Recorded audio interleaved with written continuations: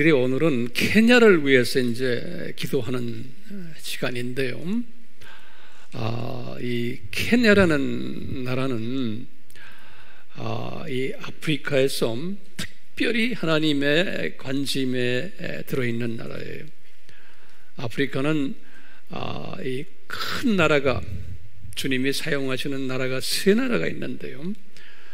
이 동아프리카에는 케냐, 그 다음에 이제 우간다, 이렇게 돼요. 이 두 나라가요. 그래서 우리는 우간다를 위해서 이제 특별히 기도하는데 잊지 말아 주시길 바라고요. 서아프리카에는 나이지리아라는 나라가 있어요. 그리고 이제 남아프리카에는 남아공이 있어요. 요 세 나라들이 특별히 주님이 쓰시는 나라들이에요. 그래서 영국을 통해서 많은 선교사들을 그곳에 보냈어요. 그래서 지금도 이 세 나라들을 통해서 이 아프리카 사역에 귀한 일들을 많이 하고 계세요. 그래서 이 세 나라들은 영국을 통해서 복음을 받았고 영국의 식민지들이었기 때문에 이 영어들을 다 잘해요. 저쪽에 나이지리아, 또 이쪽에는 케냐와 우간다, 그 다음에 남쪽으로는 남아공, 이렇게 해요. 주님이 저희들에게 이 우간다와 이 케냐를 허락해 주셨는데 어떻게 허락해 주셨냐면 이 한국 땅에 노동자로, 대개 노동자로 오잖아요. 우리의 사역자는 장사하는 사람으로, 보따리 장사하는 사람으로 나이지리아 분이에요.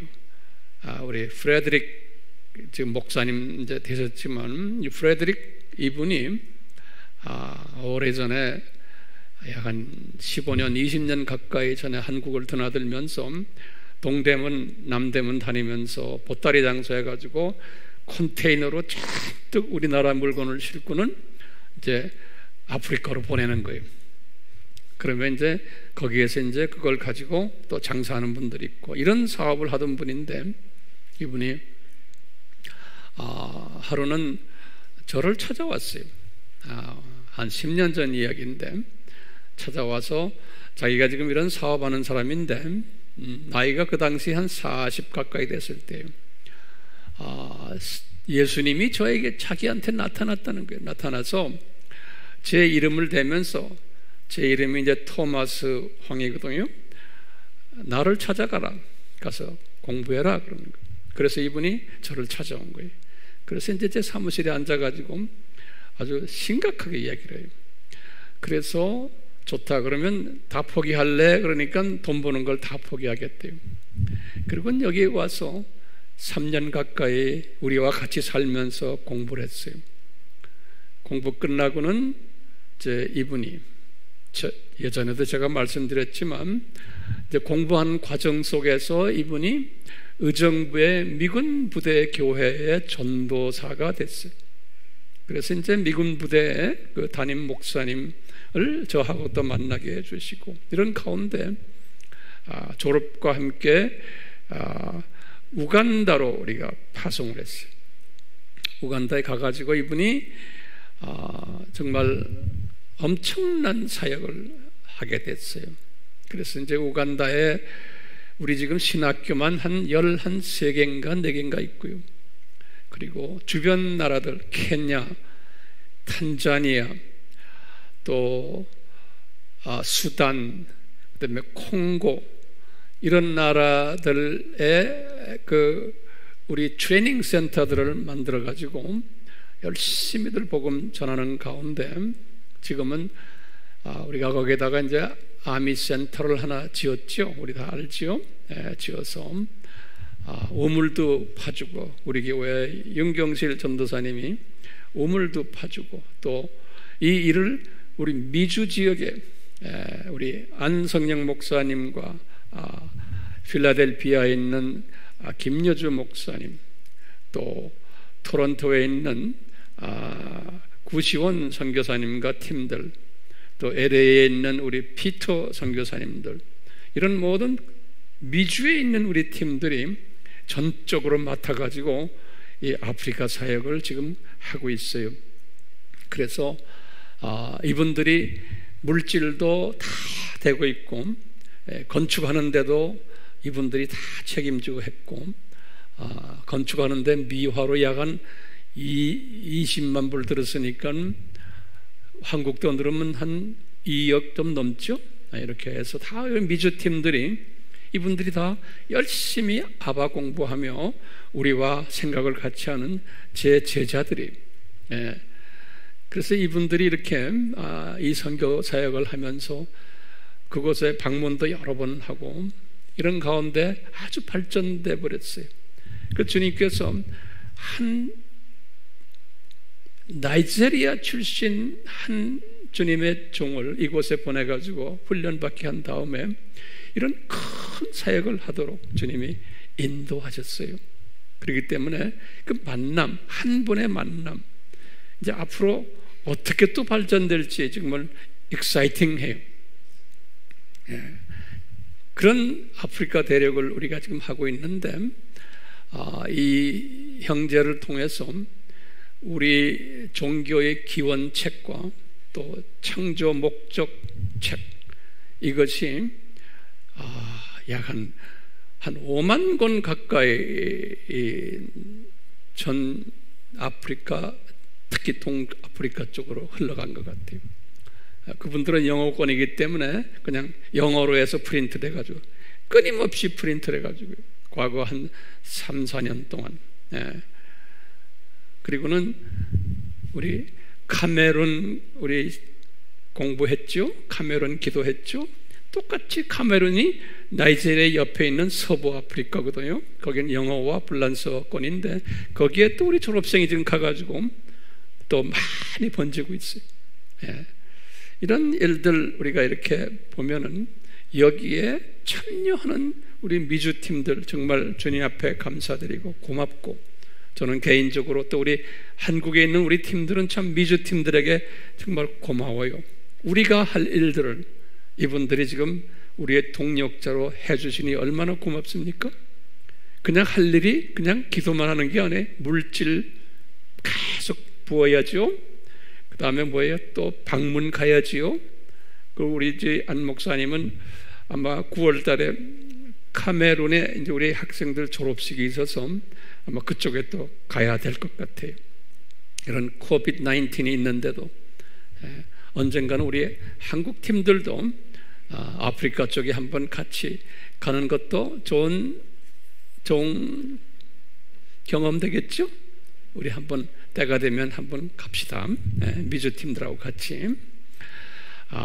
오늘 이제 계속해서 우리 이 사도 바울 시리즈를 할 때인데요. 이 사도 바울을 안다는 것은 신약 전체를 안다는 이야기와 똑같아요. 그렇기 때문에 사도 바울에 대해서 우리가 계속해서 집중적으로 공부하고 있어요. 오늘도 사도 바울 이야기를 우리가 할 터인데, 제가 항상 이야기하지만요, 이 바울의 삶은 1세기 때의 교회의 역사라고 보시면 돼요. 교회의 역사. 그래서 신약 성경 자체가 교회 역사책이에요. 그렇기 때문에 역사적 그 배경을 모르면은 성경 이해하는데 문제가 생겨요. 근데 놀랍게도 제가 이렇게 신학교를 오랫동안 관계하면서 보면은 신학생들이 이 역사적 관점이 좀 약해요. 다른 말로 표현하면 연대를 몰라요. 연대를. 그렇기 때문에 성경을 입체적으로 보지 못하고 그냥 단편적으로 보는, 그렇기 때문에 설교도 그런 식으로 하고, 그러니까 교인들이 단편적 교인들로, 역사적 시각이 약한 교인들로 전 세계가 그래요. 그래서 저는 이것을 신학을 공부하면서 상당히 안타까웠어요. 그래서 나름대로 이 역사적 관점을 집어넣는 연습을 또 실제로 가르치는 일을 과거 한 30년 동안 지금 하고 있어요. 우리 AMI 우리 식구들은 이런 부분에서 많이 훈련된 분들이, 우리 영상으로 이제 공부하는 분들을 위해서 제가 간단하게 이 칠판에 이 바울과 관계되는 이 역사 스토리를 간단하게 우리가 볼 필요가 있어요. 이것을 다 외우셔야지만 우리가 성경을 소화할 수 있고 또 앞으로 제가 설교하는 것을 소화할 수 있어요. 그렇기 때문에 외운다는 것은 뭐냐면 계속 반복하는 거예요. 반복하는 거예요. 그러니까 여러분들도 어느 정도는 알지만 이 반복하는 연습을 하셔야 돼요. 여기 서 있는 황 목사가 이걸 다 아는데 반복을 하려니 저도 힘들지 않겠어요? 힘들지만 또 해야 되는 거예요. 예. 여기 보시면 항상 우리가 이제 보실 때 바울 출생은 신학자들이 다 주오년이라고 그러는 거예요. 그러면 바울이 출생해서 30세 됐을 때 개종했어요. 우리 다 알잖아요. 그리고는 10년 있다가 안디옥 교회 전도사로 들어가신 거예요. 10년 후에. 그러니까 바울이 40세 됐을 때 사역을 시작한 거예요. 그리고는 1년 안디옥 교회에 있다가 46년부터 2년 동안 1차 선교여행을 한 거예요. 1차 선교여행. 여기 횟수 있죠? 그 끝나고는 49년에 이분이 갈라디아서를 쓴 거예요. 이거 이제 첫 이분의 편지예요. 그와 같이 야고보도 또 야고보서를 썼어요. 그래서 이 두 성경은 기독교계에서 첫 성경들이에요. 문서에 아주 중요한 문서들이. 왜냐하면 지금 언제부터 기독교인들이 나타나기 시작했어요? 여기 지금 바울 여기 주후 30년에 여기 예루살렘 교회가 예수님의 십자가 사건이고 부활이고 예루살렘 교회가 30년에 있었기 때문에 이미 기독교인이 이때부터 생겨났어요. 기독교인들이 생겨났지만 문서가 없었어요. 기독교에 관한 문서가. 그냥 이렇게 들은 것들은 있었는데 조각 문서들이라고 그러죠. 조각 문서들은 있었는데 그러다가 이제 갈라디아서가 이제 만들어졌으니까요. 요거 한 50년을 생각하면 20년 후에 정식으로 바울이 문서를 만나 20년 후에. 그러니까 바울은 항상 주님께서 그분에게 아이디어 주신 거예요. 너 복음을 전하려면은 문서가 있어야 된다. 그것도 아주 절도 있는 신학을 가르쳐주는. 그래서요 갈라디아서에. 그리고는 야고보는 여기 야고보가 쓴 것은 목회서신이에요. 요거는 보면요, 요거 목회서신이. 그래서 이제 초창기 기독교인들에게 이렇게 복음을 전하는 중요한 두 문서가 갈라디아서, 야고보서예요. 그리고는 마태를 사용하셔가지고 마태복음을 쓰시게 한 거예요. 요 마태복음은 뭐냐면 지금 이 기간 동안 유대인들이 많이 복음화가 됐거든요. 요 기간 동안 유대인들을 상대로 해서 마태는 예수님의 일대기를, 예수님의 탄생부터 예수님의 승천까지 예수님의 그 33년 일대기를 개종된 유대인들을 생각하면서 쓴 것이 마태복음이에요. 마태복음. 그래서 마태가 쓴 거예요. 그러니까 전략적으로 성령님께서는 전략적으로 다 하시는 거예요. 모든 걸. 문서도요. 그리고는 바울이 요때부터 50년부터 52년이 2차 선교여행 아닙니까? 그때 바울이 2차 선교여행을 하시면서 데살로니가 전후서를 쓰신 거예요. 그리고 2차 선교여행이 끝난 다음에 이제 3차 선교여행을 하시면서 이제 바울이 고린도 전후서를 요 55년에 쓴 거예요. 예, 점점점 이제 편지들이 더 길어지고 아주 조직화돼요. 예, 그러다가 아주 3차 성경이 끝나면서 아주 중요한 기독교의 교리의 아주 핵심되는 로마서를 쓰게 하신 거예요. 그러니까 이 로마서는 이 주후 30년 교회가 생긴 데부터 27년 후에 27년이 지나가서 약 30년 지나가서 기독교의 핵심 교리가 정돈이 된 게 이게 로마서를 통해서요. 약 한 30년 후에. 그러니까 처음부터 이렇게 무거운 신학을 가르쳐 주지를 않았어요. 소화를 못하니까. 약간 30년 되니까 이제 무거운 신학을 정돈시킨 게 이 로마서예요. 네. 그리고는 이제 바울이 1차 투어겠죠. 60에서 62는 바울이 이제 투어를 하면서 옥중서신을 썼죠. 옥중서신을 에베소서, 빌립보서, 골로새서, 빌레몬서 4개를 쓴 거 우리 다 알잖아요. 이 안에도 중요한 교리들이 들어있거든요. 예. 그러면서 이제 바울이 요 2년 동안 바울이 전도도 많이 하시면서 그 안에서 문서 작업을 했어요. 이분이 이 4권을 쓰려니까 얼마나 힘들겠어요. 문서 작업을 하면서 여기 보면 이방인들 상대로 문서 작업한 거예요. 다 이방인들 상대로서. 왜냐하면 이때부터 바울은 3차 여행까지 끝나면서 많은 이방인들이 복음화가 됐거든요. 이방인들이 복음화가 되면서 이분들을 상대로 해서 이제는 문서가 체계화된 문서가 필요했던 거예요. 네. 그 문서는 뭐냐면 제일 중요한 문서가 뭐냐면 신학 이론들이. 네. 첫 번째. 두 번째 이론은 뭐냐면 기독교 역사예요. 이 두 부분은 굉장히 중요한 거예요. 신학 이론과 기독교 역사가 중요한 거예요. 요 개종된 사람들에게.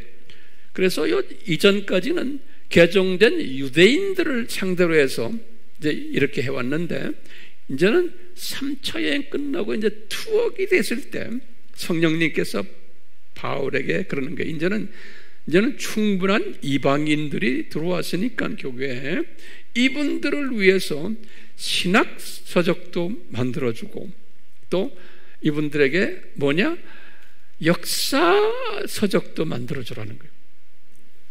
이방인들을 위해서. 그래서 이 신학 서적은 이미 이전에도 있었지만 이제 이방인들을 위해서 에베소서, 빌립보서, 골로새서, 빌레몬서가 다 그런 이방인 상대로 하는 역사보다는 신학 교리들이 담겨 있는 거예요. 그리고는 감옥에 이제 하우스 연금이죠. 거기 이 가택 연금이라고 그래요. 로마에서 여기 있을 때 누가 보고 뭐라고 하는, 누가야 당신은 의사로서 또 지식인이고 이방인이에요.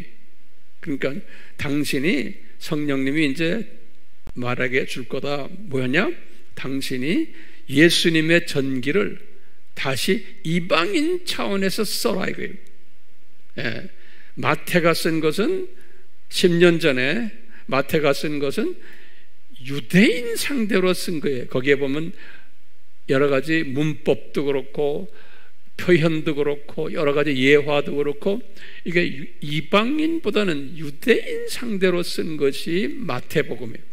그래서 이것을 좀 더 이렇게 마태복음을 참조해 가지고 이방인의 상황에 맞게 예수님의 전기를 역사서에 33년의 전기를 써라. 이제 바울이 지시를 한 거예요.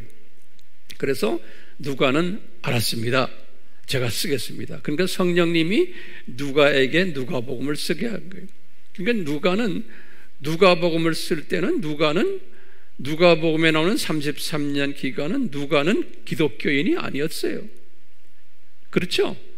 기독교인이 아니었기 때문에 이분이 예수님의 탄생부터 예수님의 승천까지를 경험한 분이 아니에요.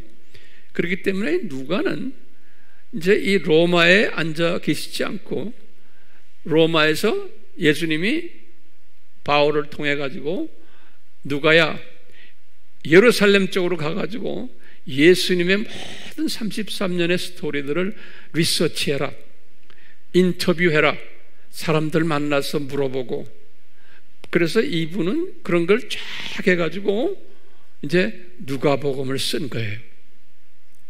누가복음을. 그러니까 이런 걸 모든 걸 할 때 비용이 들어가잖아요. 그렇죠? 이 비용을 누가 댔겠어요? 예? 바울도 여기 있으면서 이제 이게 다 비용이 왜 새방에 있었기 때문에 세도 내야 되고, 또 이제 바울을 통해서 이 로마에 30명 정도의 선교사들이 있었죠. 이분들이 거기에서 교회도 개척했고 교인들도 도와줘야 되고 목회 사역을 해야 되고 이런 것들도 다 비용이 들어가는 거거든요. 비용 없이는 안 돼요. 왜? 이분들은 토백이 로마 사람들이 아니잖아요. 다 딴 곳에서 온, 아시아 지역에서 온 사람들이거든요. 그렇기 때문에 이 비용을 누가 댔을 것 같아요? 예? 이게 루디아 팀들이 된 거예요. 루디아 팀들이, 우리가 지난 시간에도 루디아 공부했죠? 그러니까 이 루디아 팀들이라는 건 빌립보 교인들이에요. 이 루디아 팀들이 이 모든 비용을 댄 거예요. 놀랍게도 우리 이제 지도를 보겠지만 1차, 2차, 3차 때 교회를 개척했던 이 많은 교회들이 이 비용을 담당하지를 않은 거예요. 그러니까 자기 선생님이 로마에 지금 가서 지금 이런 일을 하고 있는데 이분들이 별로 관심이 없었어요. 관심이 있었던 교회 하나가 뭐냐면 빌립보 교회인 거예요. 빌립보 교회. 빌립보 교회. 어떻게 아느냐? 빌립보 교회가 어떻게 아느냐 하면 빌립보서에 보면은 바울이 말하는 거예요. 뭐냐? 빌립보 교인들아 고맙다. 네가 너희들이 돈을 걷어가지고 에바브로디도를 보내가지고 그분이 헌금을 들고 왔지 않느냐? 그 헌금이 어디에 쓰였겠어요? 다 이런 데 쓰인 거예요. 누가복음을 쓸 때 여행하는 모든 비용들, 그 다음에 이분이 개척했던 모든 이 교회들, 이 비용이 들어가요. 똑같아. 이것이 우리의 오늘날 우리가 하는 선교와 똑같아요. 몸만 움직이면 돈이에요. 몸만 움직이면요. 그러니까 이 모든 비용들을 요 루디아 팀들이 된 거예요. 그렇기 때문에 이 빌립보서는 뭐냐면 이 루디아 팀들에게 고맙다라는 편지가 빌립보서예요. 이 다른 옥중서신하고 달라요. 예. 이 빌립보서는 고맙다. 그래서 너희들이 나의 선교하는데 동력자들이었다. 예. 그리고는 너희들이, 바울이 그랬어요. 내가 받은 은혜가 있는데 내 은혜의 동반자들이었다 그래요. 빌립보서 1장 7절에 오늘 본문 말씀을 나중에 우리가 보겠지만, 그렇기 때문에 이 많은 교인들이 있었는데, 교회들이 있었는데 바울의 제자 교회들이에요. 그런데 이 마지막 추수 로마 제국 복음화의 동반자 역할을 했던 교회는 루디아 팀들이었던 거예요. 요 표본이 그대로 교회 시대에 적용이 되는 거예요.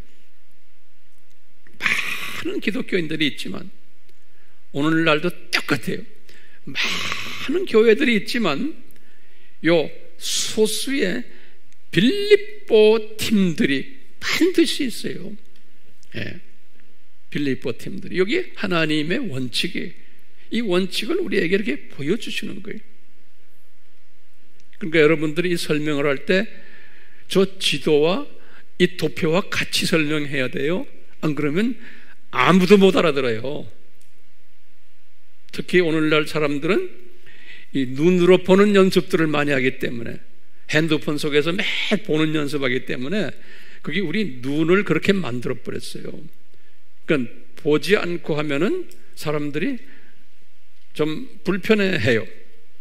이제 누가가 글을 누가복음 썼잖아요. 누가복음을 쓴 후에 이제 바울이, 이 사람은 선교 전략가에 은혜를 그렇게 줬어요. 바울이 누가한테, 누가야, 나는 이제 3차 여행을, 나와 디모데와 또 다른 팀들은 우리가 3차 여행 떠날 거다. 다시 말하면 지금 로마, 여기서 로마에서 지금 하는 거예요. 우리는 이쪽으로 스페인까지 갈 거다. 그러니까 누가야, 당신은 이어서 계속해서 사도행전을 써라. 사도행전을 써라. 그런데 사도행전을 쓰려면은, 지금 사도행전에 누가가 로마에 앉아가지고 사도행전 쓸 수 있어요? 못 써요. 왜냐? 사도행전은 이 이야기, 지금 안디옥부터 시작해서 1차, 2차, 3차 이 이야기예요. 그렇죠? 그렇기 때문에 누가가 사도행전을 쓰려면은 이 동네를 다 섭렵해야 돼요. 이 동네를 누가가.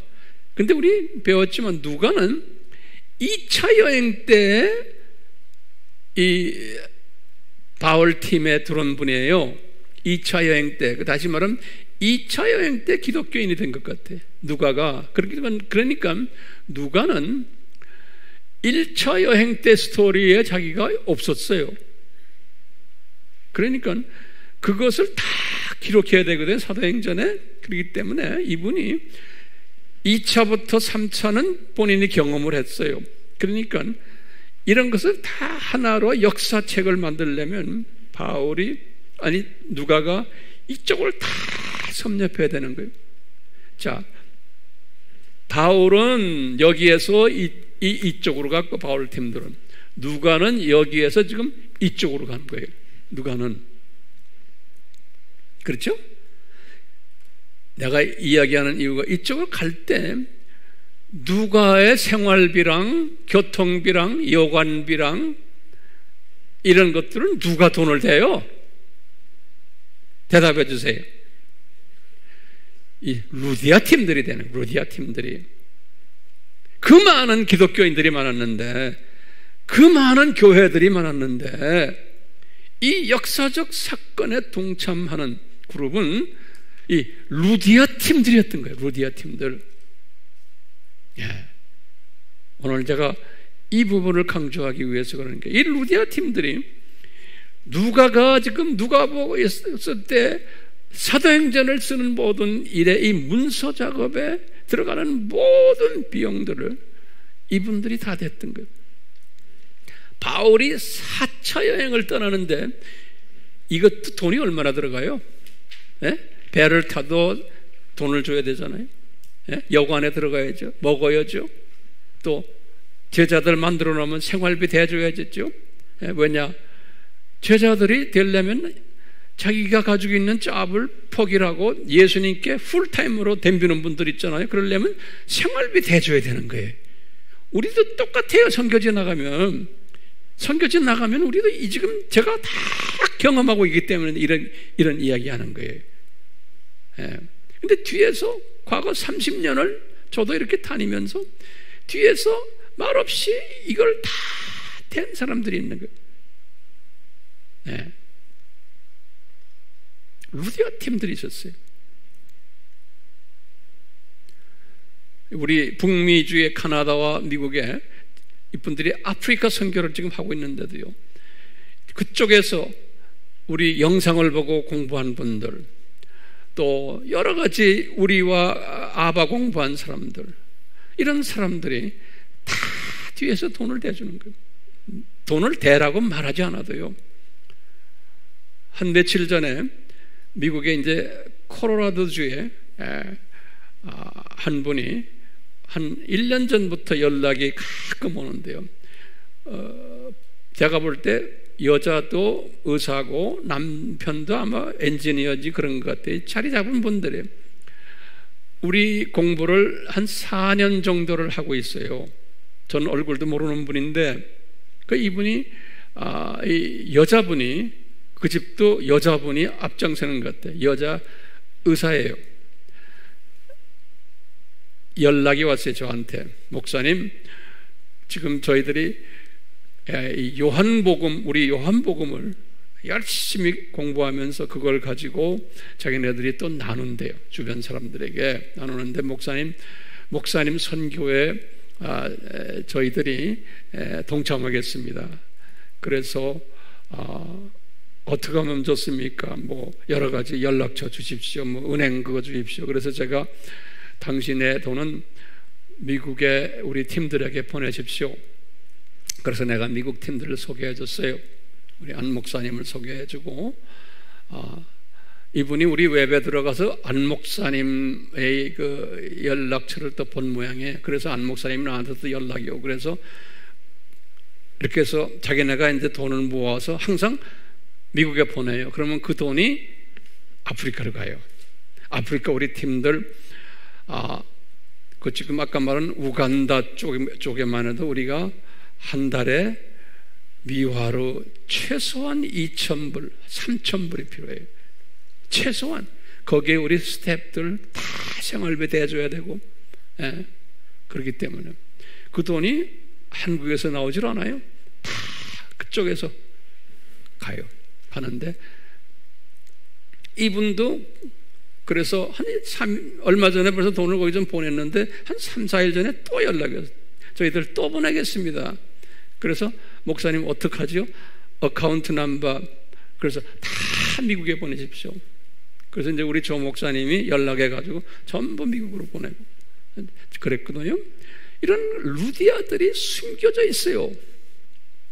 숨겨져 있어요. 기가 막히게 숨겨져 있어요. 근데 그것을 항상 경험하면서 우리가 살고 있거든요. 자, 이렇게 했잖아요.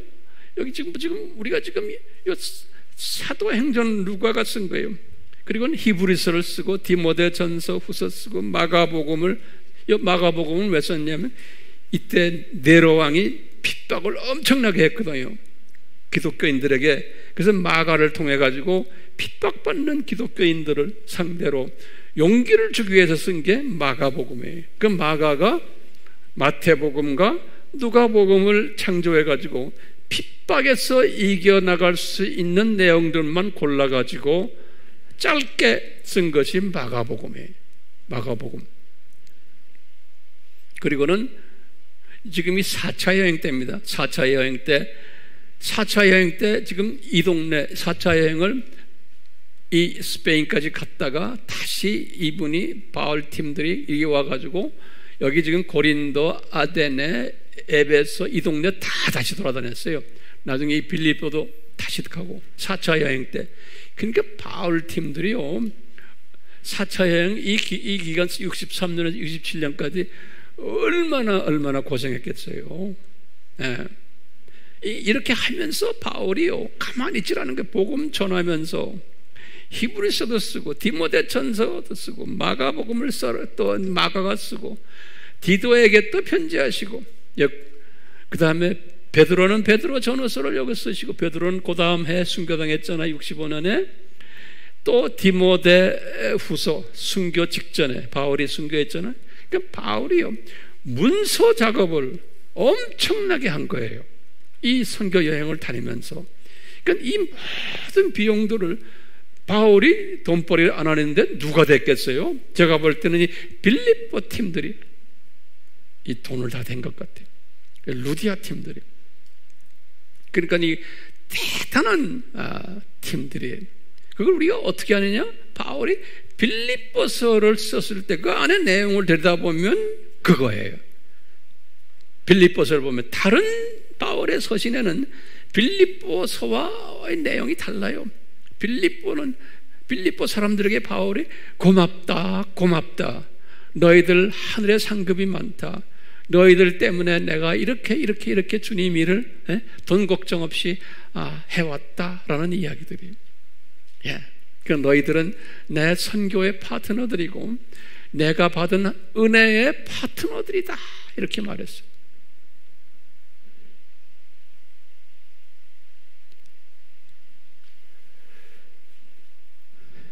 이제 순교 당한 후에 유다를 70원을 쓰고, 그 다음에 여기 보면 순교하고는 그 다음에 거의 같은 때 요한이 요한복음을 쓴 거예요.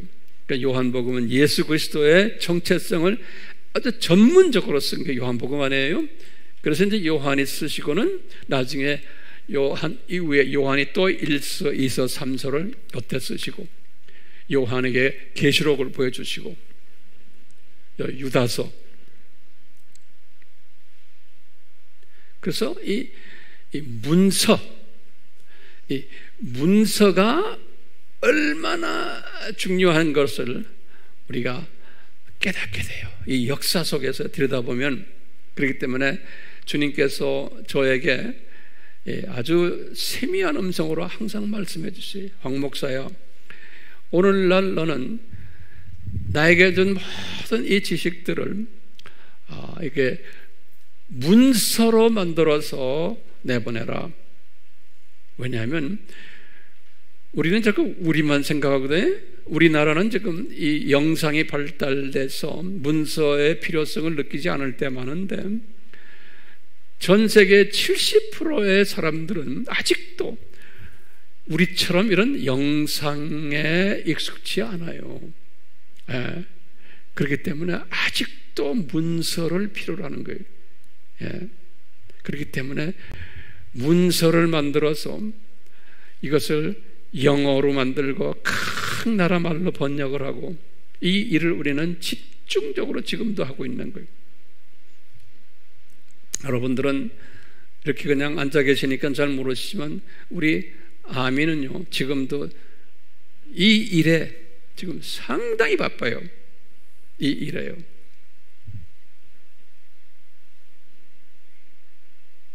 그러면 이 일을 할 때마다 돈이 들어가요? 안 들어가요? 돈이 들어가요. 사람들, 이거 하는 사람들 생활비 대줘야 되잖아요. 딴 거 안 하시니까 이것만 하니까요. 그거 다 주님께서 그동안에 다 이렇게 준비하셨고, 책을 또 만들면은 프린팅하는 돈, 나누는 돈 다 주님이 주셨어요. 거기에 참여하는 루디아들이 있어요. 루디아들. 여러분들이 헌금하시는 이 우리 교회 헌금들이 다 그런 데 들어가요. 그러니까 여러분들 루디아들이라는 게 제가 그냥 하는 말이 아니에요. 주님이 그렇게 사용하고 계세요. 그래서 우리 책들이요 끊임없이 여기저기에서 프린트도 해주시오, 프린트도 해주시오. 끊임없이 연락이 와요. 그러니까 이 바빠요. 저 아프리카부터요, 지금 이 아랍 지역, 아시아 각 나라들, 지금 우리 팀들이 열심히 문서를 만들고 프린트하고 나눠주고 하는 그 일들 하고 있어요. 지금도요. 여기에 여러분들은 참여하니까 여러분들은 이 은혜 받은 사람들이, 내가 볼 때는 은혜 받은 사람들.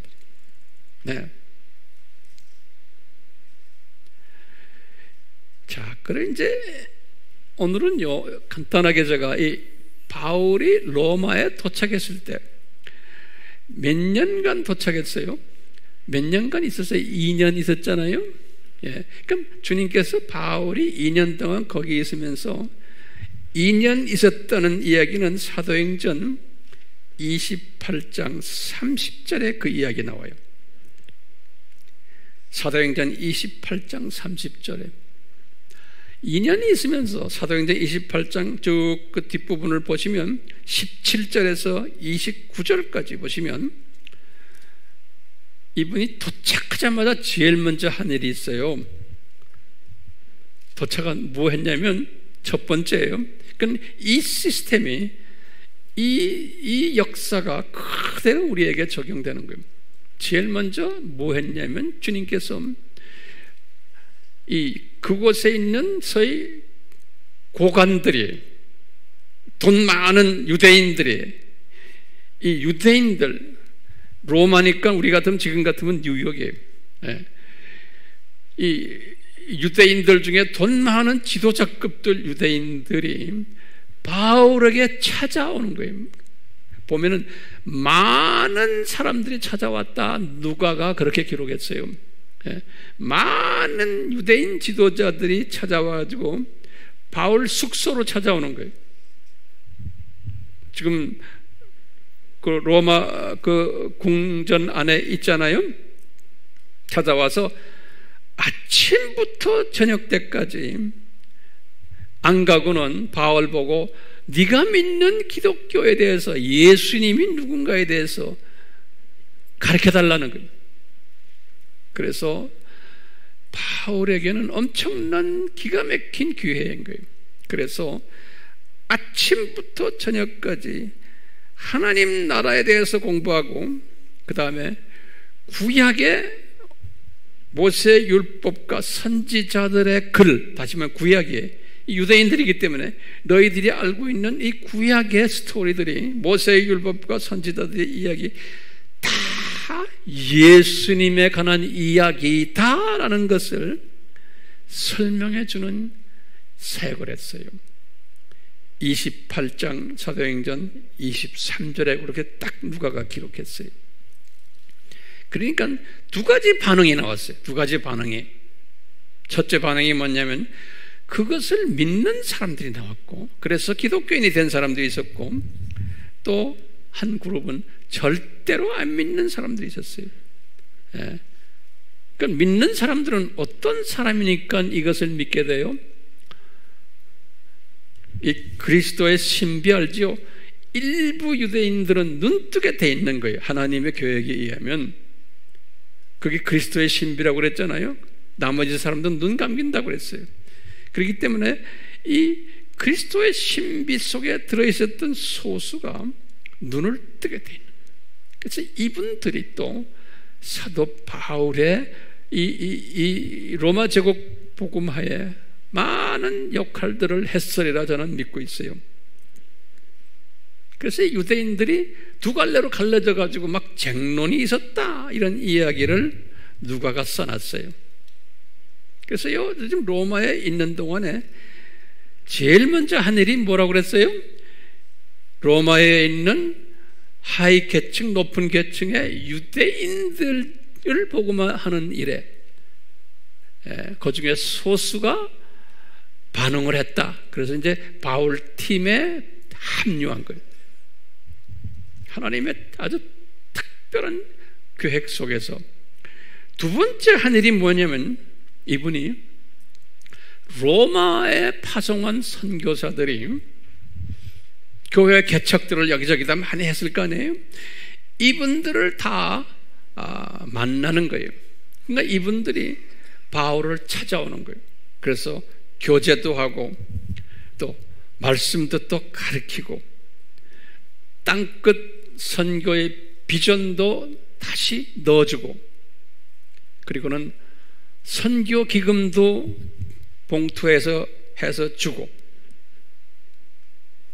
그러면서 이분들이, 이 선교사들이 빌립보서 1장 14절에 보면 뭐라고 그러냐면, 바울이 이렇게 로마에 이렇게 와서 있는 것 때문에 자기네들이 엄청난 확신을 받았고 두려움이 없어졌다는 거예요. 복음 전하는데. 그 이유는 뭐냐?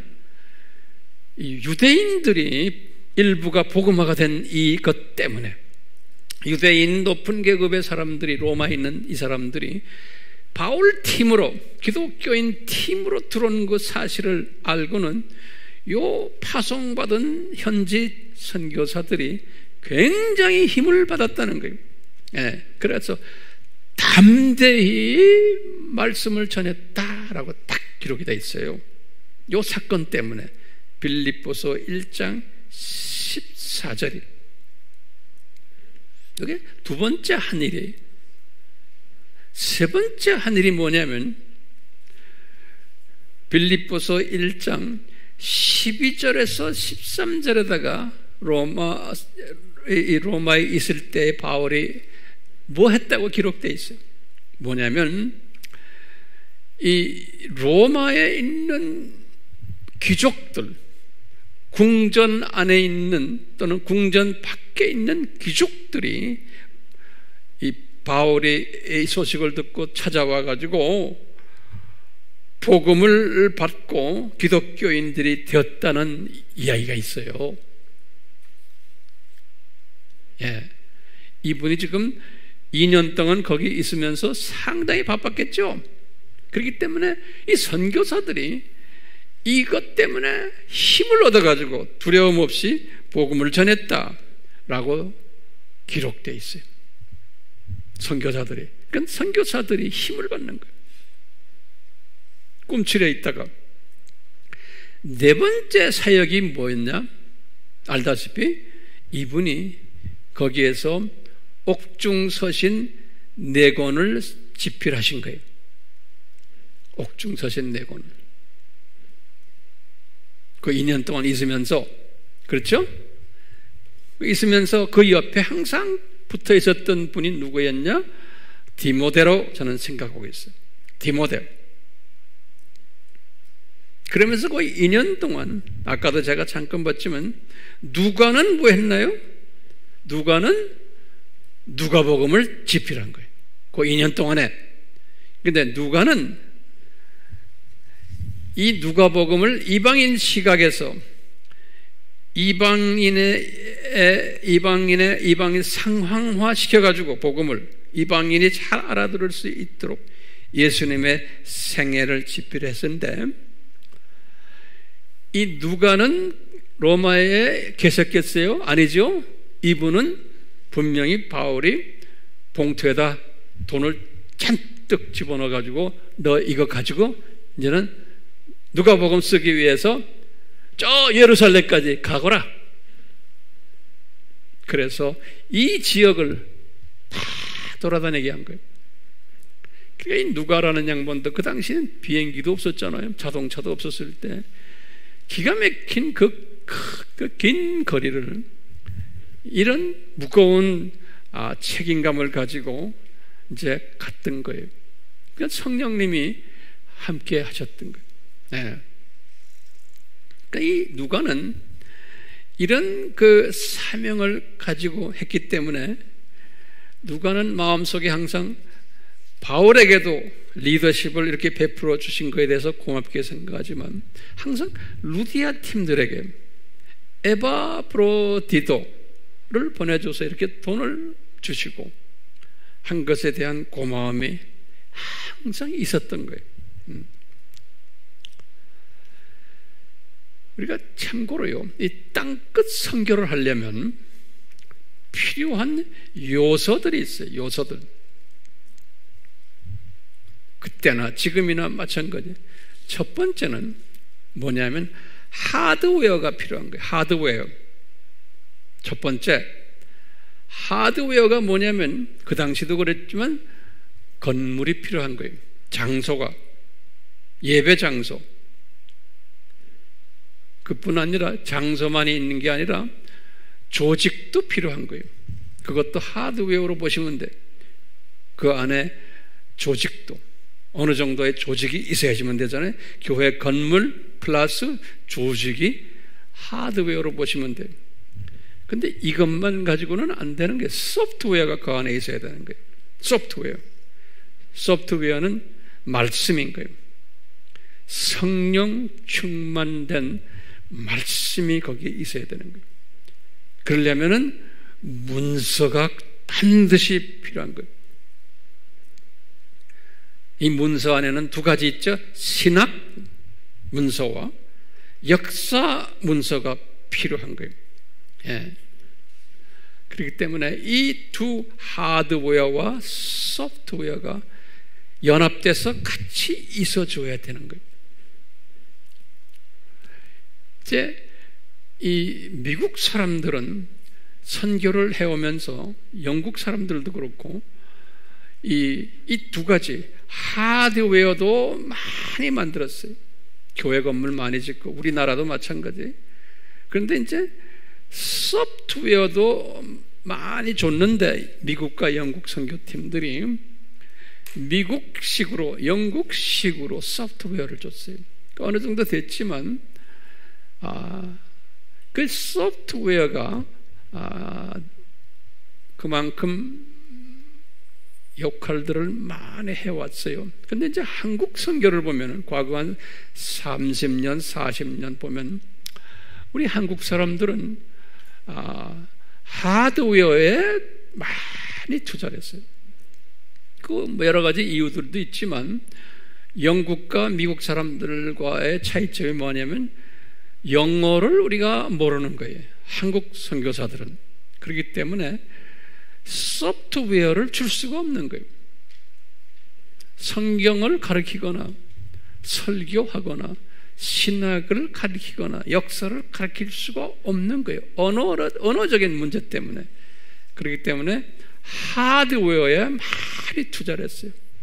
또 우리 한국 사람들은 교회 하나 짓는다 하면은 헌금을 많이 내요. 눈에 보이는 거에 헌금을 내지 소프트웨어에는 헌금을 잘 안 내요. 왜? 안 보이기 때문에. 그게 우리 민족이 가지고 있는 약점 중에 하나예요. 그래서 이제 한국 선교가 이렇게 하드웨어에 많이 해놨는데 그 하드웨어 때문에 선교가 성공한 부분도 있지만 실패한 부분이 더 많은 거예요.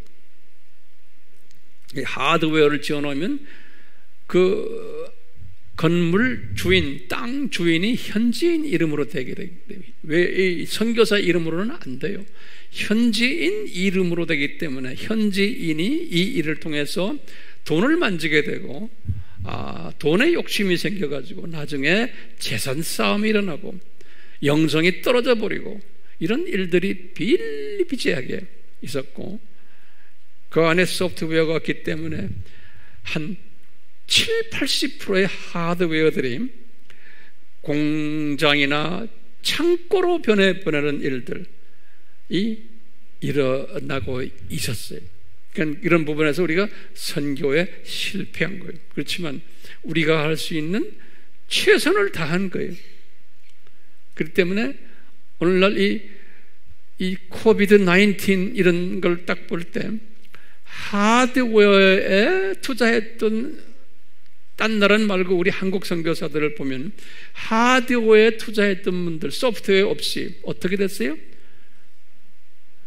귀국할 수밖에 없는 거예요. 귀국해서 지금 할 일이 없어진 거예요.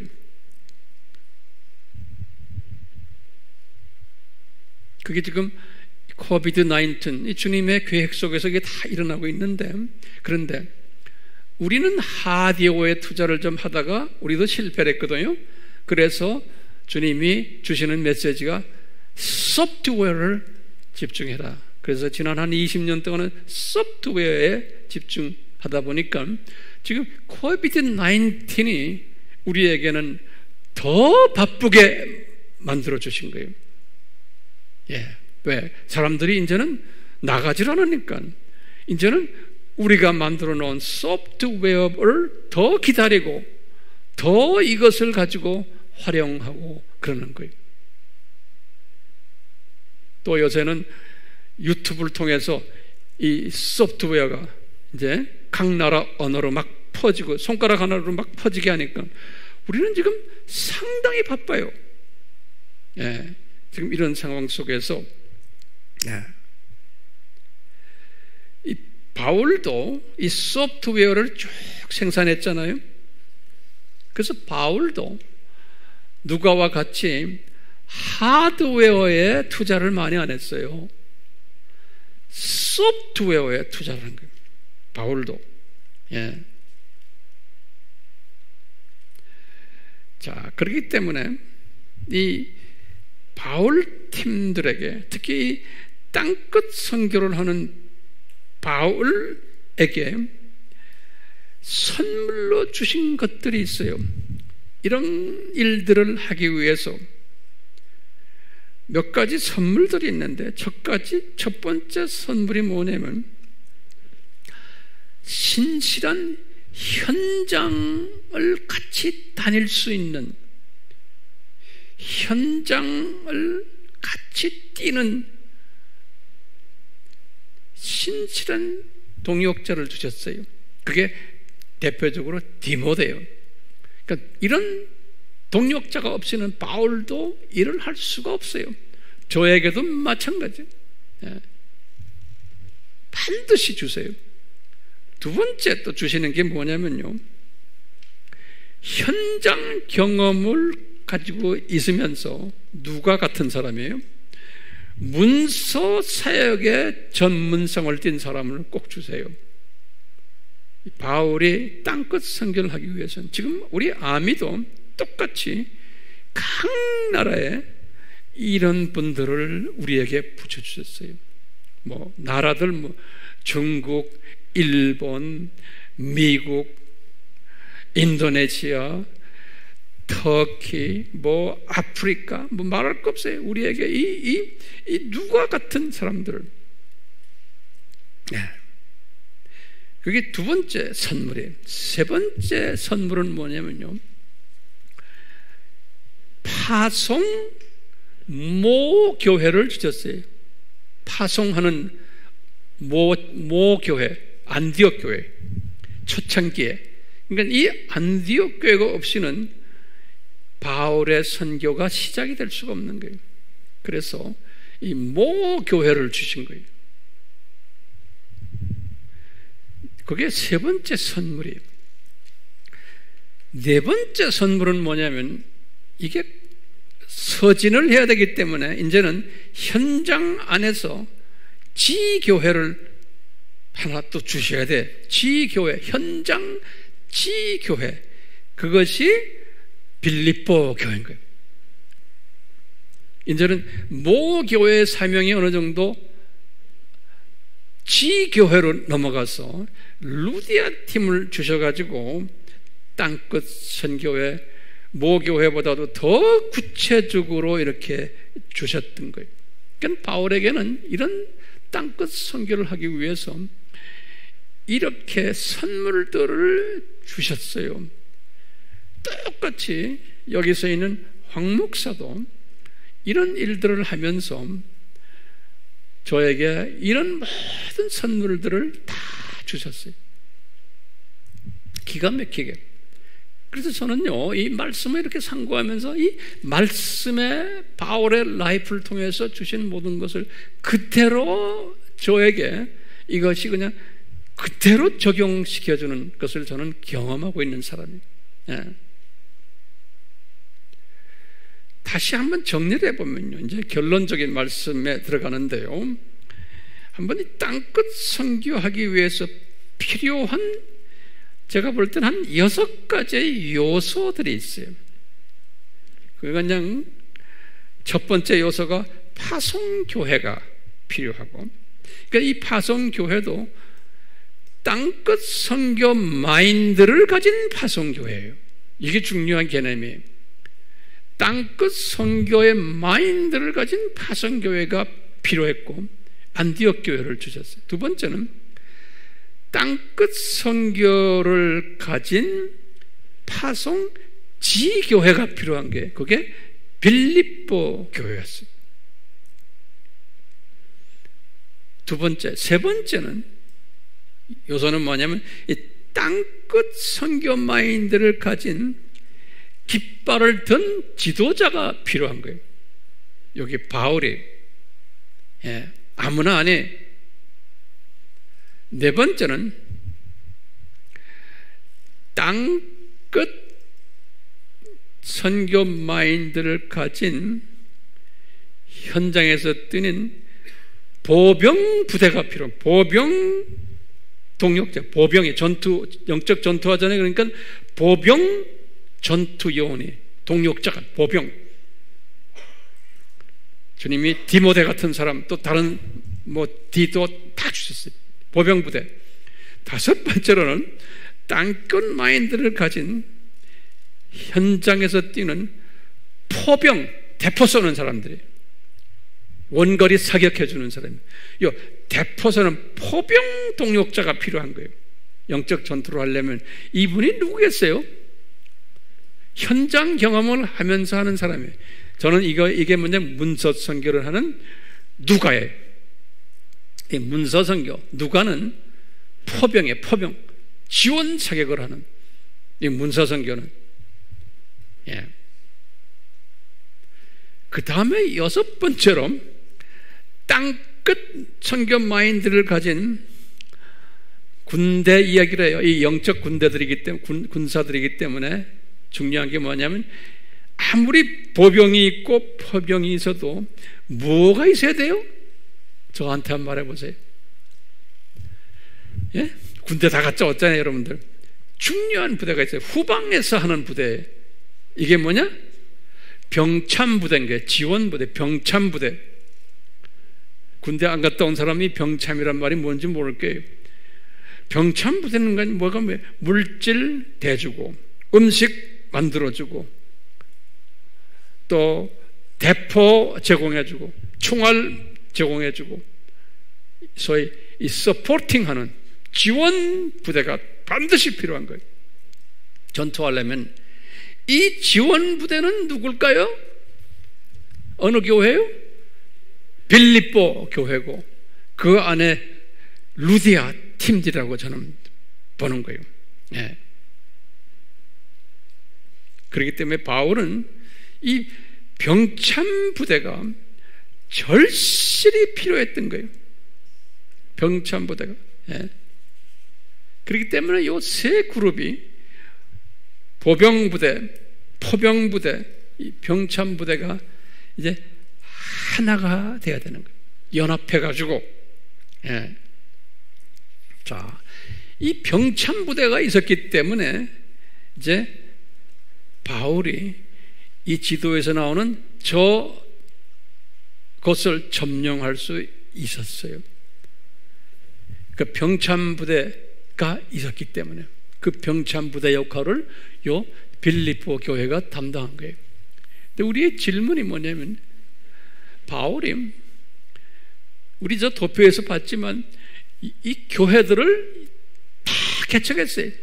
여기 갈라디아도 교회도 개척하시고, 여기에 와서 아시아의 8교회도 개척하시고, 여기 와서 데살로니가 교회도 개척하시고, 베레아 교회도, 아덴 교회도, 고린도 교회도, 그 외에도 많은 지교회들을 개척하셨는데, 이 교회들이 다가 병참 역할을 해주면 좋은데 성서에 보면 별로 한 게 없어요. 근데 딱 한 교회가 그걸 한 거예요. 그게 지금 이 빌립보 교회가 병참 부대 역할을 한 거예요. 그러면 이걸 보면 이게 성서적인 하나의 가르침이에요. 다수가 아니구나. 항상 소수의 남은 자들이 이 일을 하는 거예요. 다수가 아닌 거예요. 예. 이걸 보면은 오늘날도 마찬가지예요. 오늘날도 우리가 뭐 교회가 많잖아요. 뭐 다가 아닌 거예요. 소수의 이름 없는 이 팀들을 통해서 하나님께서 이 일을 이루시는 거예요. 그래서 이제 제가 이제 결론적인 말씀인데, 바울이 빌립보서를 쓰시면서 빌립보 교인들에게 하신 말씀이 있어요. 오늘 본문에 빌립보서 1장 1절에서 7절의 말씀이에요. 이 말씀을 제가 이렇게 하나하나 간단하게 읽으면서 여러분들 이 묵상하세요. 이런 배경을 가지고 바울이 빌립보 교회에게 교인 편지를 하신 게 고맙다는 편지예요. 오케이? 자, 보시면은 1장 1절에 이렇게 말했어요. 예수 그리스도의 종 바울과 디모데는, 그러니까 디모데까지 같이 이야기하는 거예요. 빌립보에 있는 그리스도 예수 안에 모든 성도들과 그리고 평신도들이 평신도들이 다 여기 개입한 거예요. 그다음에 감독들과 복수로 되어 있어요. 다시 말하면 사역자들과 그 다음에 집사들에게, 제가 볼 때는 그 당시에는 루시퍼가 아니라 루디아는 뭐예요? 여자 집사들이 아니었나. 그 남편은 아마 감독일 수도 있었어요. 이렇게 에게 하는 거예요. 그러니까 전 교인들에게 편지하신 겁니다. 네. 그러면서 하나님 아버지와 주 예수 그리스도로부터 은혜와 평강이 너에게 있을지어다. 항상 바울이 이렇게 쓰죠. 이 은혜를 받은 사람은 평강이 있게 돼 있어요. 환경이 어렵더라도. 왜냐하면 평강은 언제 오느냐? 이 로마 제국을 다 보는 사람은 평강이 있어요. 그런데 다시 말하면 숲을 보는 사람은 평강이 있어요. 그런데 매일매일 돌아가는 이 나무를 보는 사람은 이 문제들 때문에 평강이 있을 수가 없어요. 가정 문제, 사업 문제, 교인들 간에 여러 가지 불편한 문제, 이거 평강 없어요. 평강은 시각이 숲을 보는 사람에게 평강이 있게 돼 있어요. 문제를 그냥 밟고 지나가는 사람. 예. 그래서 저는 여러분들에게 이 숲을 보여주는 연습을 자꾸 시키는 거예요. 그러니까 자기도 모르게 이 숲을 보다 보면은 이제는 평강이 있게 되어 있어요. 그걸 믿음이 있는 사람이라고 그러는 거예요. 믿음이 있다는 것은요, 이 큰 그림을 보는 사람. 자, 3절에 그랬어요. 내가, 바울이에요. 바울과 디모데예요. 내가 너희를 기억할 때마다 나의 하나님께 감사한다는 거예요. 그 현장에서 이분들은 항상 이 교회와 교인들과 감독들을 기억하는 거예요. 왜? 너무나 고맙기 때문에. 예, 인간적으로 봐도. 그러니까 항상 기억한다는 거예요. 그럴 때마다 감사가 넘친다는 거예요. 왜 이렇게 훌륭한 분들을 우리에게 주셨나? 4절에 그랬어요. 너의 모두를, 다시 말하면 위하여 내가 기도할 때마다. 그러니까 이분들이 그 교회의 평신도들, 성도들, 감독들, 집사들을 위해서 기도한다는 거예요. 고마워서. 기억이 나니까요. 그 누가 시켜서가 아니잖아요. 성령님이 시켜서 그러는 거예요. 응? 그러면서 항상 기쁨으로 구한다는 거예요. 마음이 불편하지가 않은 거예요. 그런데 이 나머지 교회들은 바울의 편지들을 보면요, 항상 불편했어요.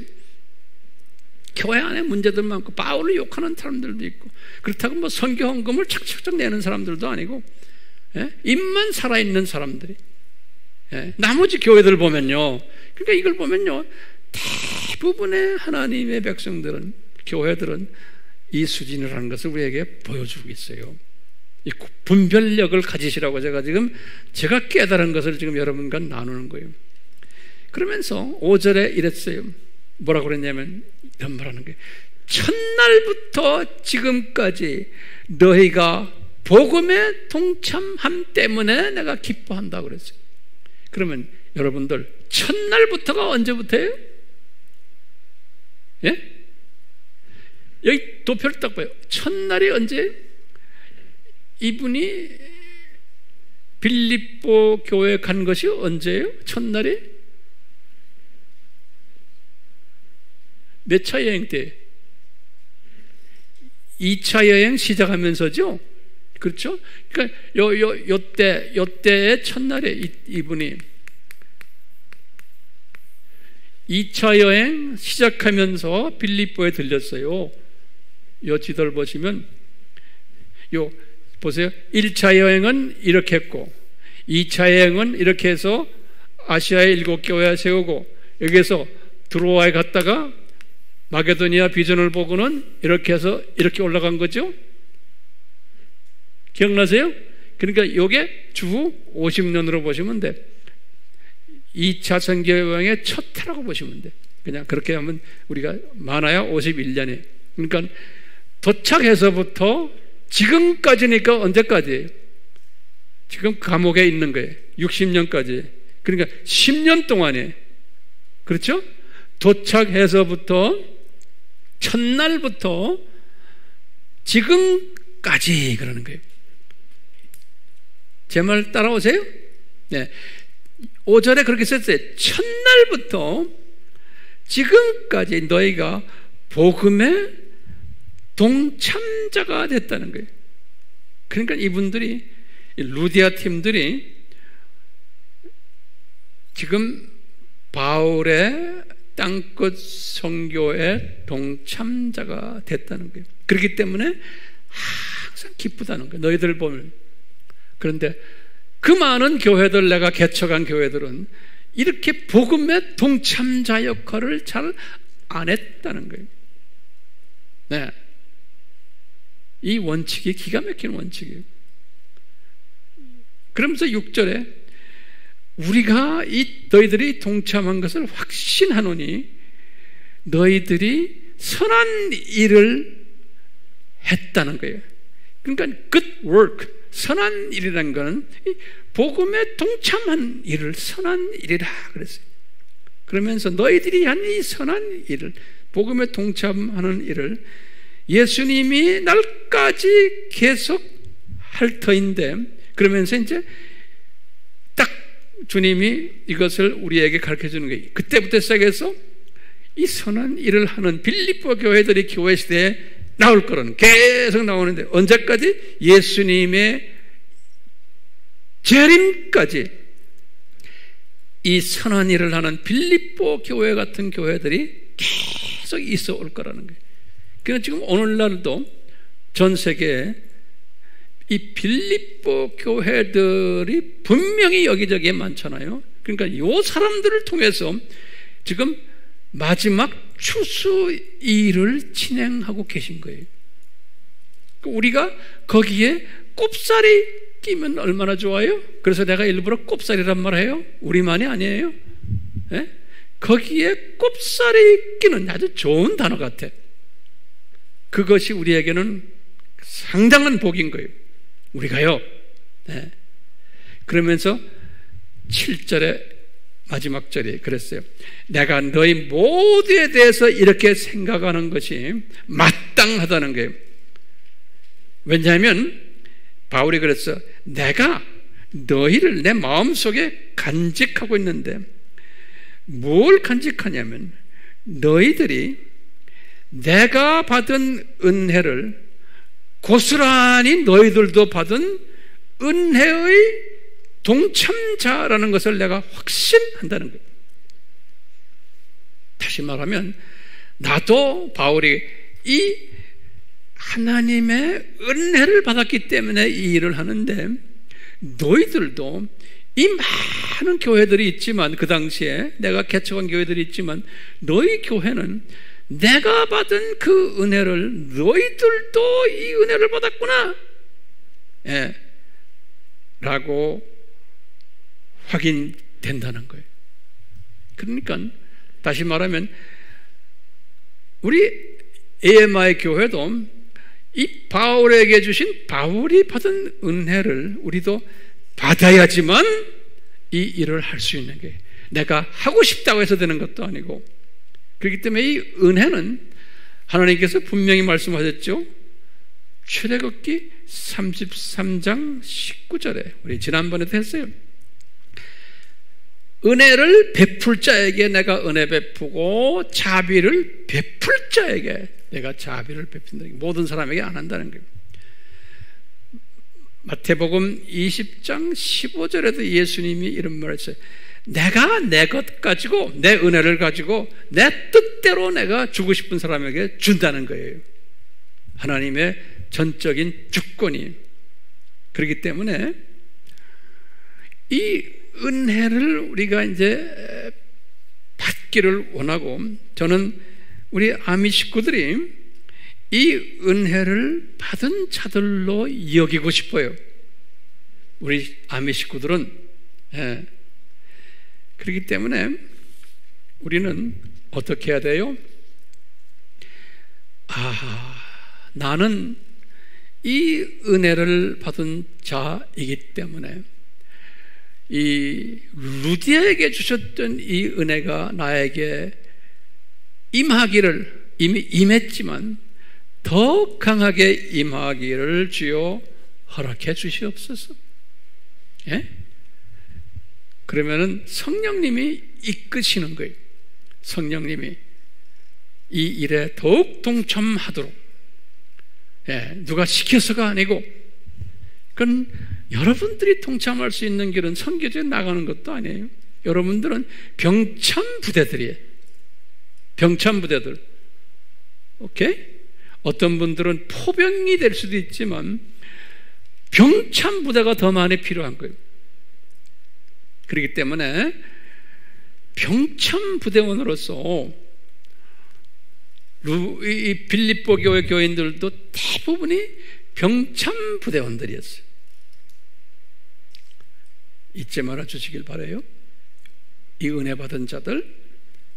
그래서 주님이 저에게 오늘 찬송을 주시는데, 오늘 이 찬송이 누가 이 찬송을 작사했냐면 약간 100몇 년 전에 미국의 선교운동이 일어날 때 A.B. 심슨이라는 사람이 있어요. 심슨, 사중복음을 만든 사람이, 우리나라의 성결교회 사중복음이 이 사람의 사중복음에 의해서 만들어진 사람인데, 오늘날은 CMA라고 그래요. 제가 이분이 지어놓은 신학교에서 제가 쭉 강의를 오랫동안 했어요. 이분이 쓴 찬송이 우리나라에도 여러 개 있는데, 그 찬송 중에 하나가 내 주 하나님 넓고 큰 은혜는 하는 찬송이에요. 이 찬송을 잠깐 여러분들 머릿속에 기억하세요. 찬양팀들은 이제 준비 좀 해주시고, 이분이 이렇게 했어. 이분이 선교 마인드가 대단한 사람이에요. 그래서 그 당시에 이분을 통해서 인도네시아, 필리핀, 지금 베트남은 이분의 제자들이 제일 많아요. 베트남, 라오스, 타일랜드 이쪽 지역은요. 이분의 영적 제자들이, 예. 우리나라만은 안 들어왔는데 간접적인 이분의 영적 제자가 우리나라의 선교교 팀들이에요. 자, 이분이 이런 말 했어요. 내 주 하나님 넓고 큰 은혜는, 잘 들어보세요, 저 바다보다 깊다. 그러면요, 이 은혜, 지금 바울이 받은 이 은혜, 우리가 받은 이 은혜가 바다보다 깊다는 거예요. 그러니까 바다의 밑에 깔려 있는 게 엄청나게. 그래서 그렇기 때문에 우리 크리스찬들아, 닷줄을 끌어서 그 깊은 바다로 좀 들어가 봐라 그러는 거예요. 이 은혜를 좀 경험해라. 다시 말하면 빌립보 교회처럼 이 은혜에 좀 참여하라 그런 거예요. 그러면서 후렴에 그랬어요. 언덕을 떠나서 창파에 배 띄워가지고 내 주 예수님의 은혜의 바다로 한번 마음껏 저 보라는 거예요. 다시 말하면 이 로마 제국 복음화의 그 은혜를 받은 그 은혜 속에 빌립보 교인들처럼 오늘날도 한번 들어가 보라는 거예요. 예. 그러니까 이분은 이것을 경험한 사람이거든요. 그런데 2절에 그랬어요. 너 인생은 언제나 거기서 저 큰 바다 물결을 보면서 그 밑에 모르는 깊은 바닷속을 한번 헤아려 보아라. 그러니까 안 들어간다는 게 창창창창 하면서, 은혜 속에 안 들어간다는 거예요. 대부분의 교회들이 다 그랬던 거예요. 여기에 3절엔 많은 사람들이 얕은 물가에서 그 큰 바다에 가려다가 찰랑거리는 파도를 보고는 마음이 약해서 안 간다는 거예요. 대부분의 크리스천들은 이 큰 이 은혜 속에, 지금 은혜가 뭡니까? 마지막 추수 작업에 들어가는데 여기에 안 들어간다는 거예요. 4절에 자 곧 가거라, 이제 곧 가거라, 저 큰 은혜의 바다를 향해서, 자 곧 내 노를 저 깊은 데로 가라, 망망한 바다로.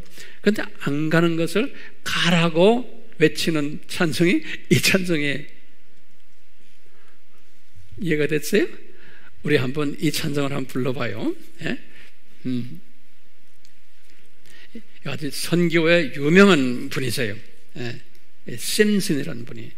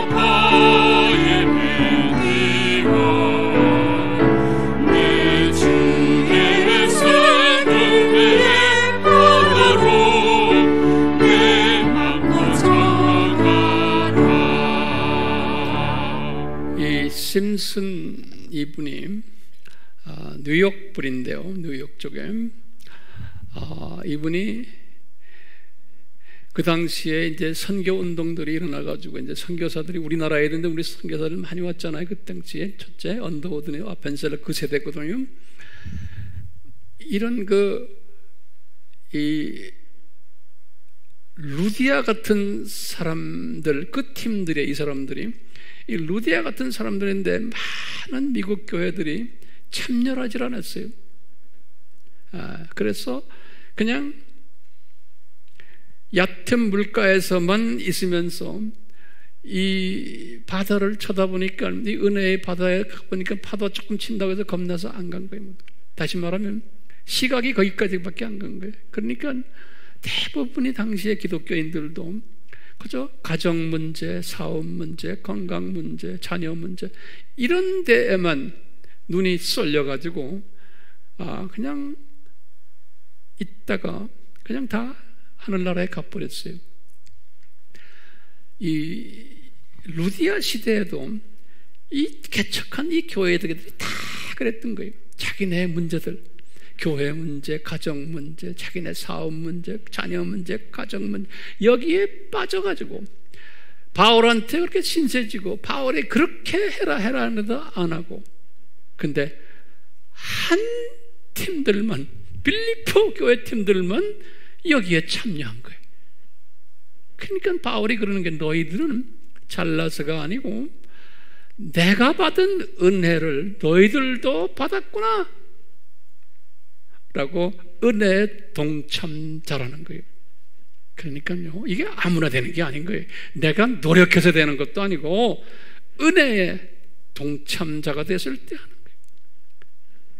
우리의 바람은 감사한 것은 여러분들 우리 아미교회가 이 은혜의 동참자들을 불러 모아서 지금 이렇게 우리가 주님을 섬기고 있는 교회예요.